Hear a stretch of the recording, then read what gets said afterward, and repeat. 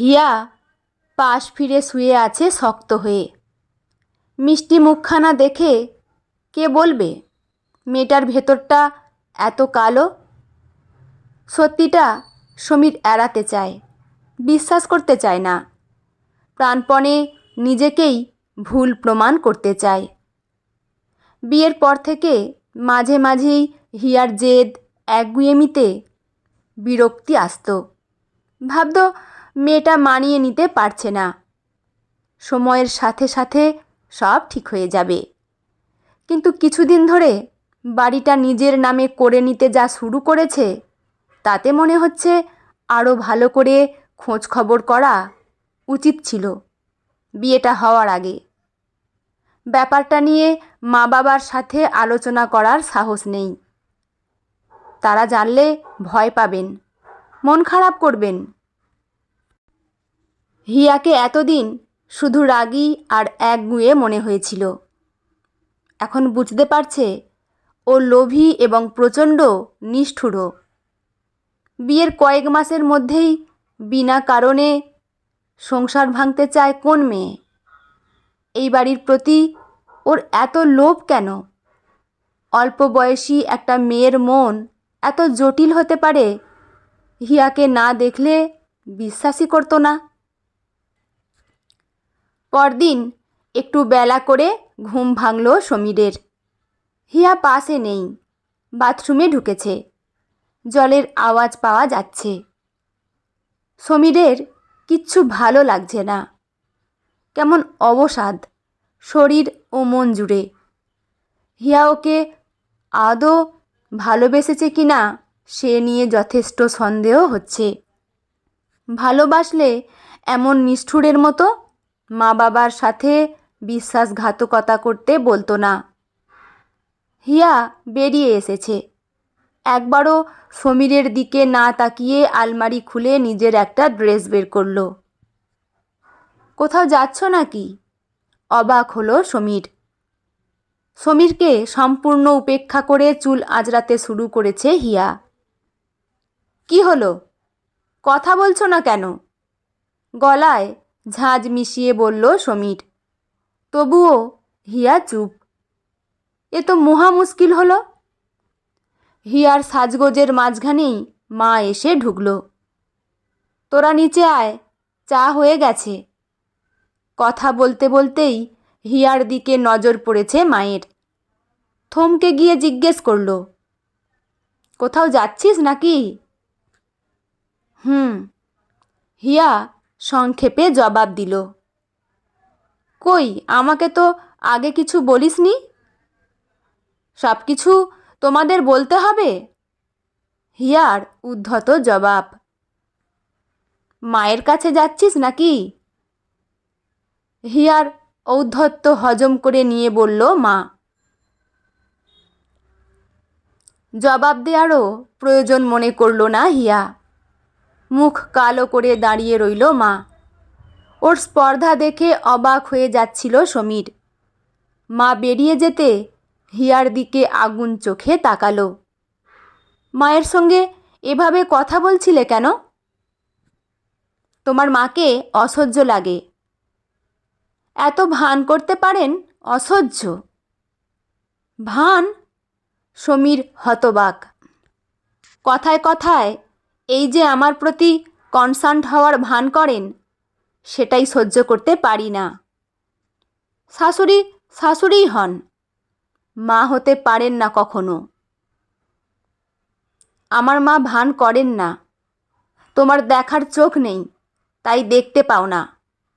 হতে পারে তোমার দেখার চোখটাই নষ্ট করে দেয়া হয়েছে। সমীরের রাগ বাড়ছে। তড়াক করে ঘুরে দাঁড়িয়েছে হিয়া। আমার দেখার চোখ নষ্ট করে দেয়া হয়েছে? কে নষ্ট করেছে? আমার মা, দিদি, জামাইবাবু, নাকি আমার মৃত বাবা? বলো। সমীর অনেক কষ্টে সংযত করল নিজেকে। শান্ত গলায় বলল, এসব কিছুই আমি বলছি না। শুধু একটাই কথা বলতে চাই, এই মুহূর্তে ও বাড়িতে যেও না। আমি বিকেলে নিয়ে যাব তোমায়, একটু অপেক্ষা করো। আমি এক্ষুনি যাব, ততদিন ফিরব না যতদিন এই বাড়িটা আমার নামে লিখে দেয়া না হচ্ছে। হয় বাড়িটা আমার নামে হবে, নয় ডিভোর্স হবে। নির্বিকারভাবে বেরিয়ে গেল হিয়া। সমীরকে ছুঁয়ে দিয়ে গেল অন্ধকার কালো গহ্বরে, যেখান থেকে একটু আলোর রেখাও দেখা যাচ্ছে না। দেখলি তো, তুই বলেছিলি তোর বর খুব ভালো মানুষ, ভালোবাসে তোকে। এই কি ভালোবাসার নমুনা? দিদির ঠোঁটে বিদ্রূপের হাসি দেখে হিয়ার ভেতরটা জ্বলে গেল। দুপুরের খাওয়া দাওয়ার পর শুয়ে শুয়ে কথা হচ্ছিল দুই বোনে। গত 2 বছর ধরে বরকে নিয়ে এ বাড়িতেই থাকছে প্রিয়া। শ্বশুর বাড়িতে কারো সাথে বনিবনা হয়নি ওর। ও সত্যিই ভালোবাসে আমায়, উঠে বসলো হিয়া। ধুর ধুর, ভালোবাসলে কি এতদিন ফেলে রাখতো এখানে? হিয়া চুপ করে রইল। সমীর এই 15 দিনে একবারও আসেনি, ফোনও করেনি। আমার কি মনে হয় জানিস, তোর শাশুড়ি যত নষ্টের গোড়া। মুখে মিষ্টি মিষ্টি কথা বলে, ভালো মানুষই দেখিয়ে তলে তলে সব কিছু নিজের হাতের মুঠোয় রাখতে চায় বুড়ি। অনেক চেষ্টা করেছি মহিলাকে টাইট দিতে, কিন্তু সমীরের জন্যে পারি না। মাকে আগলে রাখে ও। হিয়া লম্বা শ্বাস ছাড়ল। পরিতোষও খুব মা ভক্ত ছিল। কানে এমন মন্ত্র পড়েছি, দুদিনেই মা ভক্তি উবে গেছে। দেখ, ওই বুড়ির চোখের সামনে দিয়েই ছেলেকে বের করে এনেছি। শাশুড়িকে জব্দ করার আনন্দে দিদি হাসছে। সেই হাসির দিকে তাকিয়ে কেন জানি হিয়ার গা ছমছম করে উঠল। ভেতরে ভেতরে শিউরে উঠল। ঢোক গিলে বলল, আমি বরং ফিরে যাই রে দিদি, অনেক দিন তো হয়ে গেল। এভাবে হেরে যেতে চাস? সমীর কি বাড়িটা তোর নামে করে দেবার ব্যবস্থা করেছে? এতদিনে সমীরকে যতটুকু চিনেছি তাতেই বলছি, ও সেটা করবে না। হিয়া দীর্ঘশ্বাস ফেলল। করবে না মানে? ওর ঘাড় করবে, একটু অপেক্ষা কর। হিয়া চুপ করে থাকে, মেনে নেয় দিদির কথা। কিন্তু আরও কিছুদিন কেটে যায়। সমীর আসে না ওকে ফিরিয়ে নিয়ে যেতে। হিয়া নিঃসন্দেহ হয়, সমীরের মাই নষ্টের গোড়া। তিনি সমীরকে আসতে দিচ্ছেন না। হিয়া না থাকায় ফাঁকা মাঠে গোল দিচ্ছেন। মাথায় দাউ দাউ করে আগুন জ্বলে। সমীর যদি মায়ের এতই বাধ্য হয়, তবে থাকুক মাকে নিয়ে। হিয়ার মা ব্যাপার দেখে শুনে অস্থির হয়ে উঠছিলেন।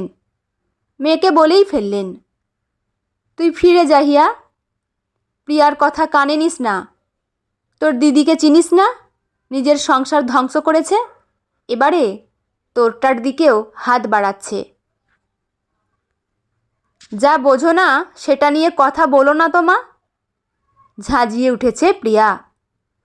ব্যাপারটা এত সহজে মিটে গেলে মজা কিসের? বিষাক্ত সাপের মতো ছোবল দিতে উদ্যত হয় সে। হিস হিস করে বলে, ওদের জব্দ করার একমাত্র পথ পুলিশ কেস। পারবি করতে? চমকে উঠল হিয়া। বিনা কারণে পুলিশ কেস করতে যাবে কেন? ওদের কতটা হ্যারাসমেন্ট হবে দিদি বুঝতে পারছে না। কি বলবো পুলিশকে? ওরা তো কিছুই করেনি। তোর মাথায় দেখছি গোবর পোড়া। সমীর সারাক্ষণ ওর মা বাবার কথা মেনে চলে, তোকে প্রায় পাত্তাই দেয় না। বাড়িটাতে পর্যন্ত তোর নাম নেই। কোন দিন গলা ধাক্কা দিয়ে বের করে দেবে, তখন কোথায় গিয়ে দাঁড়াবি? আজকাল মেয়েদের সাথে কত অত্যাচার হচ্ছে জানিস না। হিয়ার মনে হয় দিদি একেবারেই ঠিক বলছে। সমীর ওকে পাত্তাই দেয় না, তাই এতদিনে একবারও খোঁজ নেয়নি। শক্ত গলায় বলল, কি করব বল? দে 498 টুকে। বাপ বাপ করে সমীর তোর পায়ে এসে পড়বে। বেশি কিছু হবে না তো? হিয়ার গলা শুকিয়ে আসে। এত ভয় পাস না তো। ওদের বুঝিয়ে দে মেয়েরা এতটাও দুর্বল হয় না। এরপর দেখবি বাড়ি কেন, সমীরও তোর হাতের মুঠোয়। হিয়ার মা এতক্ষণ হতভম্ব হয়েছিলেন। এবারে চেঁচিয়ে উঠলেন, ছোট বোনটার সর্বনাশ কেন করছিস প্রিয়া? তুমি চুপ করো মা। আজকাল মেয়েদের পড়ে পড়ে মার খাবার দিন শেষ। প্রিয়া ঝাঁঝিয়ে উঠল। হিয়া বুঝল মা কিছুই বোঝে না, দিদি সত্যি কথাই বলছে। আজকাল অফিসের পর বাড়ি ফিরতেও ইচ্ছে করে না সমীরের।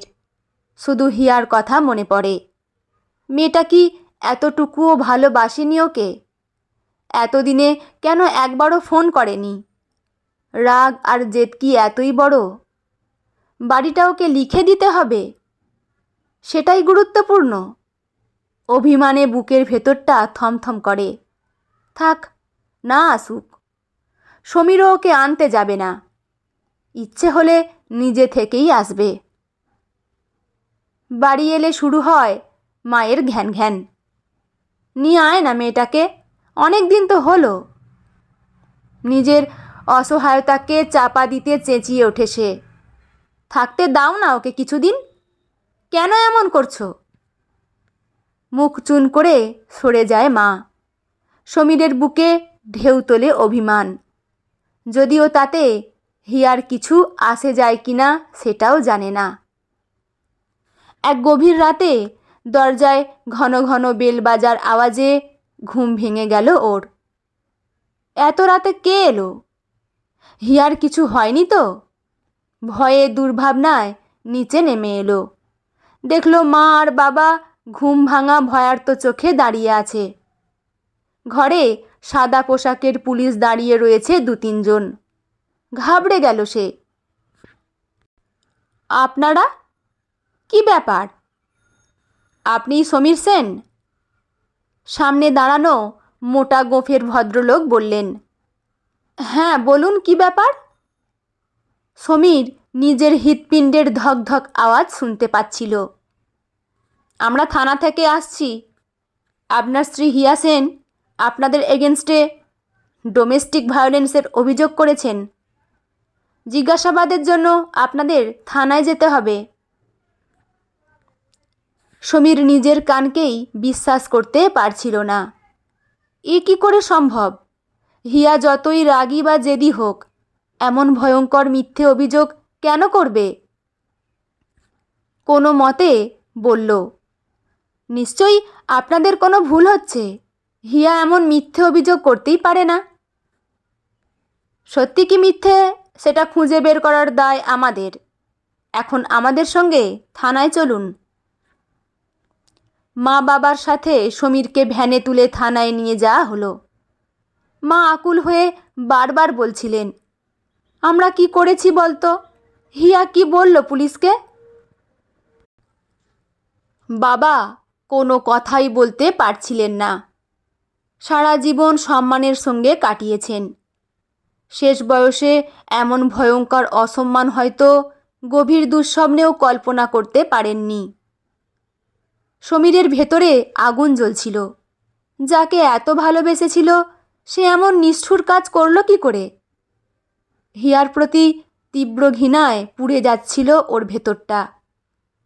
থানায় ঢুকতে কর্তব্যরত অফিসার বললেন, দেখুন মিস্টার সেন, আপনার স্ত্রী আপনাদের বিরুদ্ধে গুরুতর অভিযোগ এনেছেন। বলেছেন শ্বশুরবাড়িতে প্রতিনিয়ত মানসিক নির্যাতনের শিকার হতে হয়েছে ওনাকে। আপনি আর আপনার মা বাবা মিলে ওর জীবন অতিষ্ঠ করে তুলেছিলেন। কদিন আগে ওকে বাড়ি থেকে বের করে দেন আপনারা। সেই থেকে উনি বাপের বাড়িতে রয়েছেন।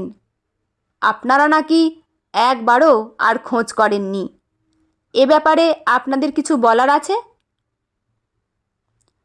সব অভিযোগ মিথ্যে। সমীরের মুখ শক্ত। মা আকুল হয়ে বলে উঠলেন, এত বড় মিথ্যে কথা বলতে পারল হিয়া? কেন করলো এমন?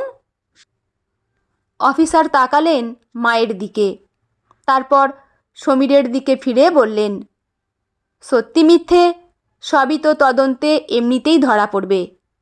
তদন্তে আপনারা দোষী সাব্যস্ত হলে মামলাটা কোর্টে উঠবে, বিচারও হবে। কিন্তু আপনার স্ত্রী চাইছেন ব্যাপারটা এখানেই মিটিয়ে ফেলতে। ওকে সসম্মানে বাড়ি ফিরিয়ে নিয়ে আসুন। লিখিতভাবে নিশ্চিত করুন আপনার মা বাবা আর আপনি কখনো ওর ওপর অত্যাচার করবেন না। পাথরের মতো বসেছিল সমীর। এবার ঠোঁট নড়ে উঠল। হিমশীতল গলায় কেটে কেটে বলল, আপনারা যা ইচ্ছে করুন, কিন্তু ওই মেয়েটাকে আর বাড়ি ফিরিয়ে নিয়ে যাব না কিছুতেই।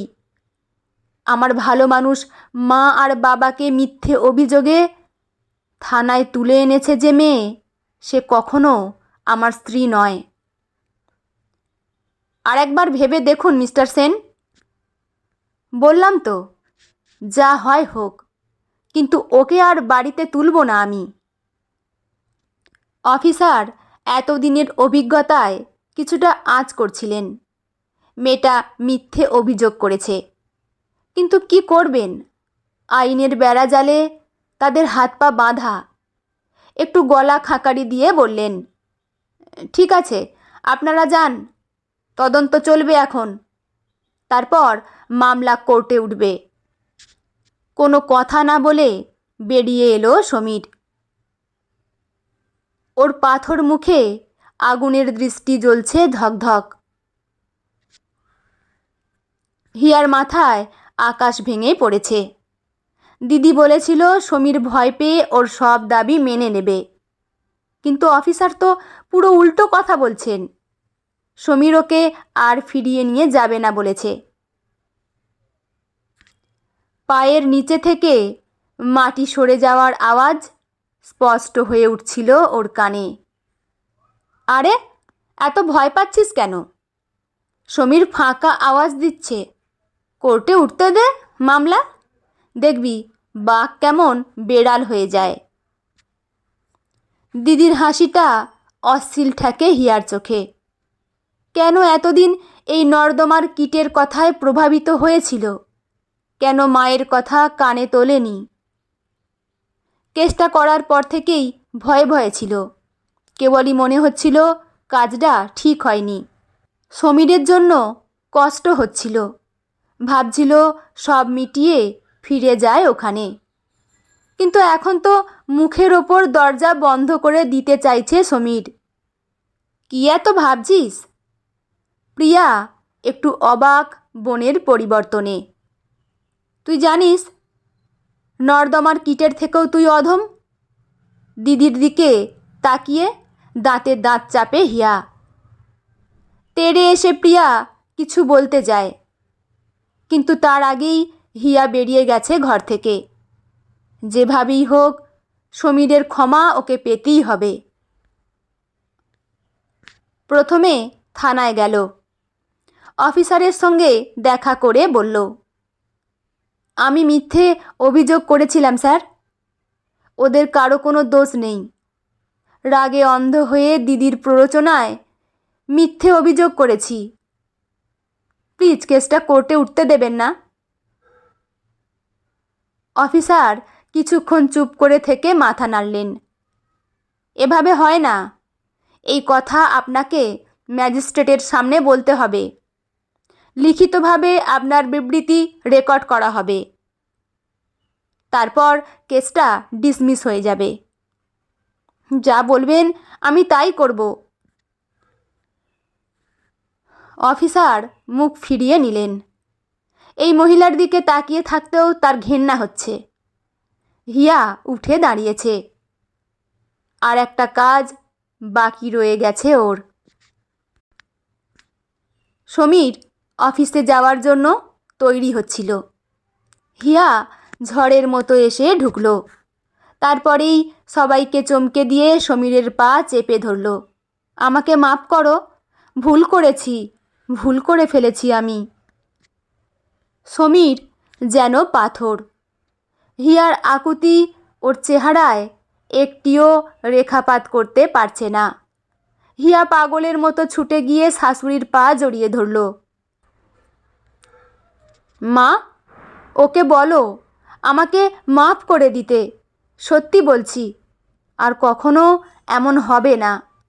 আমার ভুল হয়ে গেছে মা, আমাকে ক্ষমা করে দাও। সমীরের মা অসহায় মুখে ছেলের দিকে তাকালেন। সমীর গর্জন করে উঠল, আর কতক্ষণ দাঁড়িয়ে থাকবে মা? চলো শিগগির, আমাকে খেতে দাও। বাজ পড়া গাছের মতো ভেঙে চুরে দাঁড়িয়ে আছে হিয়া। জানতো না প্রিয় মানুষ হঠাৎ অপ্রিয় হয়ে উঠলে একেবারেই মন থেকে উঠে যায়। সমীরের মন থেকেও মুছে গেছে হিয়ার নাম, আর কখনো সে ফিরতে পারবে না ওর কাছে। দিদি, তুই এ বাড়ি থেকে যা, তোর মুখ দেখতেও ঘেন্না হচ্ছে। শুধু তোর কারণেই আমার জীবনটা ছারখার হয়ে গেছে। কেন আমার জীবনটা নষ্ট করলি? হিয়া কাঁদছিল। তুই তো কচি খুকি, এখন সব দোষ আমার, তাই না? আর একটা দিনও তোর সঙ্গে থাকবো না আমি। পরিতোষদা অফিস থেকে ফিরে আসুক, তারপর তোরা চলে যাবি এখান থেকে। চলে যাব মানে? এই বাড়িটা যেমন তোর তেমন আমারও। এই বাড়িতেই থাকবো আমি যতদিন ইচ্ছে। এই বাড়ি তোদের কারো নয়, এই বাড়ি আমার। আমি যাকে চাইবো তাকেই থাকতে দেব। দুই বোনই চমকে মায়ের দিকে তাকালো। তার মুখ থমথম করছে। প্রিয়ার এ বাড়িতে জায়গা হয়নি, তবে তাতেও ও শোধরাবে না। হিয়া জানে কিছু কিছু লোক আছে যারা নিজেদের অন্যায় কিছুতেই বুঝতে পারে না। এত বড় অন্যায় করার পরেও দিদির মধ্যে কোনো আফসোস নেই। নিজের শাশুড়িকে নরক যন্ত্রণা দিয়েছে, তাতেও অনুতাপ নেই। একটা কাজ জোগাড় করে নিয়েছে হিয়া। মাকে নিয়ে কোনো মতে চলে যাচ্ছে দিনগুলো। সমীর একবারও ওর খোঁজ নেয়নি। হিয়া নিজেই গেছে ওই বাড়ি বেশ কয়েকবার। বারবার মাপ চেয়েছে, সমীরের কাছে ফিরে যেতে চেয়েছে। প্রতিবার নির্লিপ্ত উদাসীনতায় ফিরিয়ে দিয়েছে ওকে সমীর। হিয়ার কান্নাকাটিও মন গলাতে পারেনি ওর। সমীর পরিষ্কার জানিয়ে দিয়েছে সে ডিভোর্স চায়, হিয়াকে আর চায় না। সমীরের পরিচিত জনেরাও এখন ঘেন্না করে হিয়াকে। এত মানুষের ঘেন্না নিয়ে এখন বেঁচে থাকতে হবে ওকে। মেনে নিয়েছে হিয়া, এই শাস্তি ওর প্রাপ্য।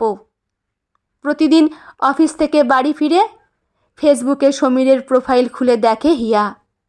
আদরের হাত বোলায় ছবির ওপর। বুকের ভেতরটা হুহু করে, চোখে জল আসে।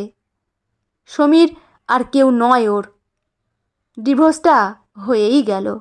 হিয়ার অনুরোধে ডিভোর্সটা মিউচুয়ালি করে নিয়েছে সমীর। একদিন সমীরের প্রোফাইল খুলে চমকে উঠল হিয়া। হাসি মুখে দাঁড়িয়ে আছে সমীর, সঙ্গে মিষ্টি দেখতে একটা মেয়ে। দুজনের মুখ ঝলমল করছে। ওপরে লেখা, গেটিং এনগেজড উইথ শালিনী। নিচে অজস্র কমেন্ট, শুভেচ্ছা বার্তা। কেউ কেউ লিখেছে, যাক এতদিন বাদে অভিশাপ থেকে মুক্তি এলো, এবারে আসল মেয়েটাকে খুঁজে পেয়েছিস। যন্ত্রণায় হিয়ার বুক ক্ষতবিক্ষত হয়ে যাচ্ছিল। ঝাপসা চোখে ফেসবুক লগ আউট করে দিল। সমীরের জীবনে আর কোথাও হিয়ার অস্তিত্ব থাকবে না। নিজের দোষে সব কিছু হারিয়েছে সে। কোনো মতে ছুটে গিয়ে মাকে জড়িয়ে ধরে হু করে কেঁদে ফেলল। মা, সমীর বিয়ে করছে। মা কিছুক্ষণ চুপ করে রইল। তারপর হিয়ার মাথায় হাত রেখে বলল, অনেক কষ্ট দিয়েছিস তুই ছেলেটাকে, এবারে ওকে শান্তিতে থাকতে দে। হিয়া বুঝতে পারছিল মা একদম ঠিক বলছে। যে অপরাধ ও করেছে তার মাসুল তো দিতেই হবে। সমীরের ওপর আর অধিকার নেই ওর। নিজের হাতে একদিন সমীরের ভালোবাসা, বিশ্বাস, নিজের অধিকার সব কিছু বিসর্জন দিয়েছিল। সেগুলো আর ফেরত পাবে না। এটা তো হওয়ারই ছিল।